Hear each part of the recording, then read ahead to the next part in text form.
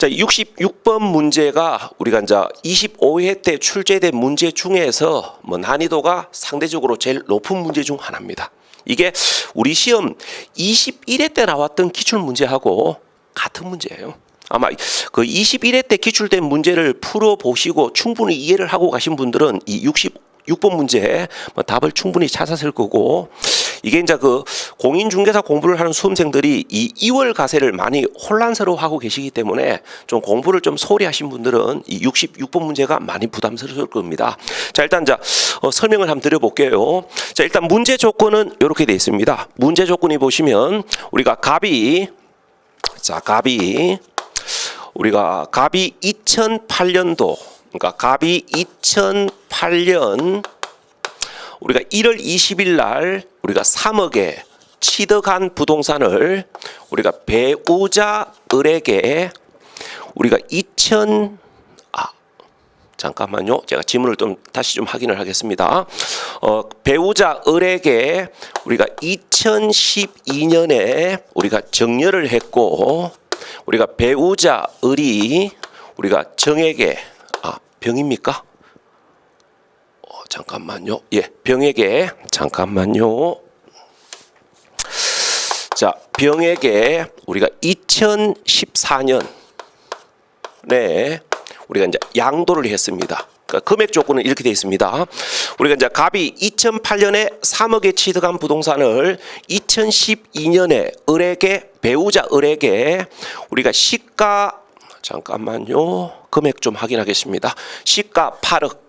그러니까 시가 8억의 부동산을 배우자 을에게 정려를 하고, 배우자 을이 2014년 5월 20일 날 우리가 이제 병에게 우리가 10억에 우리가 이제 양도를 했을 때, 자, 그럼 이제 이 문제를 딱 보는 순간 뭐가 딱 생각나셔야 되냐면은 이게 생각이 나셔야 돼요.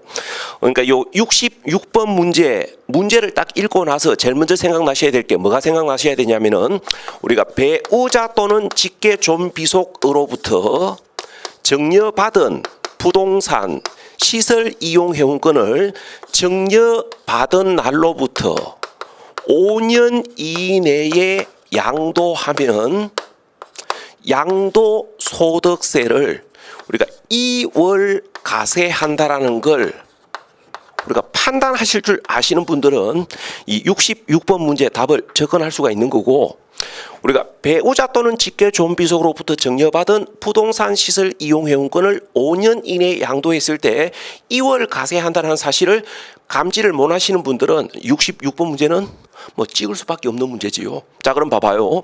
자, 66번 문제 조건이 이렇게 돼 있잖아요. 우리가 배우자 을이 배우자 갑으로부터 2012년에 정려받은 부동산을 우리가 이제 5년 이내인 2014년에 우리가 이제 양도를 했습니다. 그러면 결론적으로 뭐한 거냐면은 배우자로부터 정려받은 부동산을 5년 이내에 양도했기 때문에 2월 가세 대상 아닙니까? 자, 그럼 이제 지금부터 66번 문제, 자, 3번 지문부터 설명을 하겠습니다. 우리가 양도 차익 계산 시 양도 가액에서 공제할 취득 가액은 8억이다. 그러니까 이 지문이 틀렸습니다. 자, 왜 틀렸냐면은 우리가 정려받은 재산을 양도했을 때의 양도소득세가 정상가세 대상으로 판정된 경우에는 정려받을 당시의 가액을 취득가액으로 봐요. 자, 그런데 배우자로부터 정려받은 부동산 시설 이용 회원권을 5년 이내에 양도함으로 인하여 2월 가세 대상으로 판정이 되면 정려받은 자의 취득 가액을 어떻게 결정하냐면은 정려받을 당시의 가액 8억을 취득 가액으로 보지 않고 정려한 배우자의 취득 당시의 가액을 취득 가액으로 봅니다.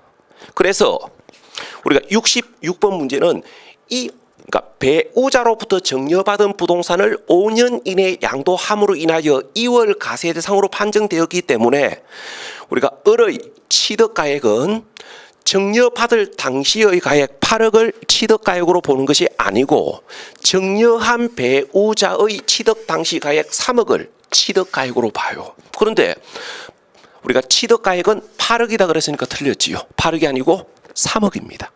그래서 3번 지문 틀렸고, 그 다음에 이제 4번 지문 설명하겠습니다. 우리가 을이 납부한 증여세는 양도소득세 납부세 계산 시 세액공제된다. 자, 무슨 이야기냐면 이야기합니까? 우리가 배우자로부터 증여받은 재산이 6억 이하인 경우에는 증여세를 부과하지 아니하지만, 배우자로부터 증여받은 재산이 6억을 초과하면 증여받은 자에게 증여세를 부과합니다. 자, 그러면 이제 문제 조건에 의하면 배우자 갑으로부터 우리가 8억의 재산을 증여받았기 때문에, 즉 6억을 초과하는 재산을 증여받았기 때문에 증여받은 재산에 대하여 증여세가 부과될 것이고, 이 증여받은 재산을 양도했을 때의 양도차익 계산 시 증여받은 자가 부담한 증여세를 어떻게 할 거냐 이 말입니다. 자, 요거는 이제 수업 시간에 배우신 뭐를 생각하셔야 되냐면은, 우리가 그 증여받은 재산을 양도했을 때의 양도소득세가 정상 가세되느냐, 이월 가세되느냐에 따라서 증여받은 자가 부담한 증여세를 처리하는 방법이 다르다는 걸 생각하셔야 돼요. 우리가 증여받은 재산을 양도했을 때의 양도소득세가 정상 가세되는 경우에는 증여받은 자가 부담한 증여세를 취득과 관련된 비용, 필요경비로 인정을 하지를 않기 때문에 양도차익 계산 시 증여받은 자가 부담한 증여세를 필요경비, 취득가격으로 공제받을 수는 없습니다. 자, 그런데 배우자로부터 증여받은 부동산 시설 이용 회원권을 5년 이내 양도함으로 인하여 2월 가세되는 경우에는 증여받은 자가 부담한 증여세를 취득과 관련된 비용으로 보기 때문에 증여받은 자의 양도차익 계산 시 증여받은 자가 부담한 증여세를 취득과 관련된 비용, 그러니까 포괄적으로 이야기하면 우리가 취득가액, 필요경비에 포함해가지고 필요경비로 공제받습니다. 그러니까 증여받은 재산을 양도했을 때의 양도소득세가 2월 가세되는 경우에는 증여받은 자가 부담한 증여세를 양도차익 계산 시 필요경비로 공제받아요. 그런데 여기 뭐라고 되어 있습니까? 세액공제를 한다 그랬으니까 틀렸지요. 그러니까 양도차익 계산 시 필요경비로 공제받는 것이지 세액공제를 공제받는 건 아니에요. 그래서 4번 지문은 틀렸습니다.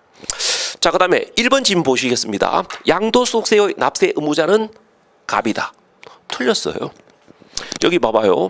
우리가 이제 배우자 갑이 배우자 을에게 증여한 재산을 배우자 을이 병에게 양도하면 이 증여받은 자 을에게 양도소득세를 부과하는 것이지 갑에게 양도소득세를 부과하는 건 아닙니다.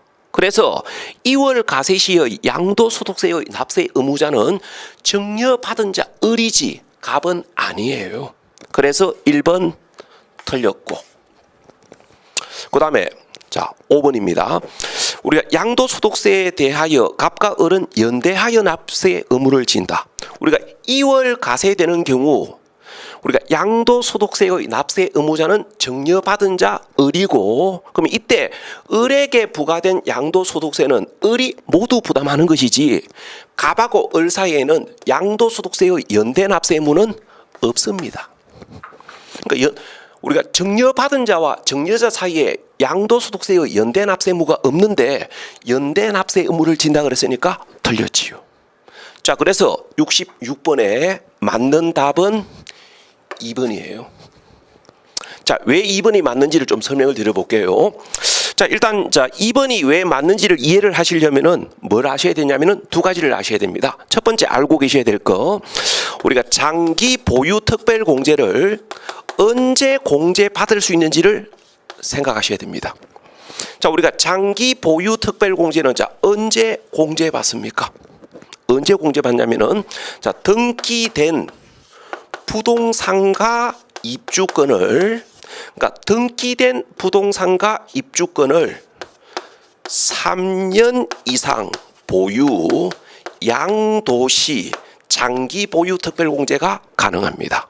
자, 그래서 이 2번 지문이 맞는지 틀린지를 판단하기 위해서 첫 번째 알고 계셔야 될 거, 등기된 부동산과 입주권을 3년 이상 보유 양도해야만 장기 보유 공제를 받을 수 있다는 이 사실을 가지고 이 2번 지문을 판단을 하셔야 돼요. 자, 그러면 장기 보유 특별 공제를 공제받기 위해서는 단순하게 이야기하면 보유 기간이 3년 이상이어야 됩니다. 자, 그럼 지금부터 우리가 을이 갑으로부터 증여받은 재산을 양도했을 때의 양도일 현재의 보유기간이 3년 이상인지 3년 미만인지를 판단하셔야 돼요.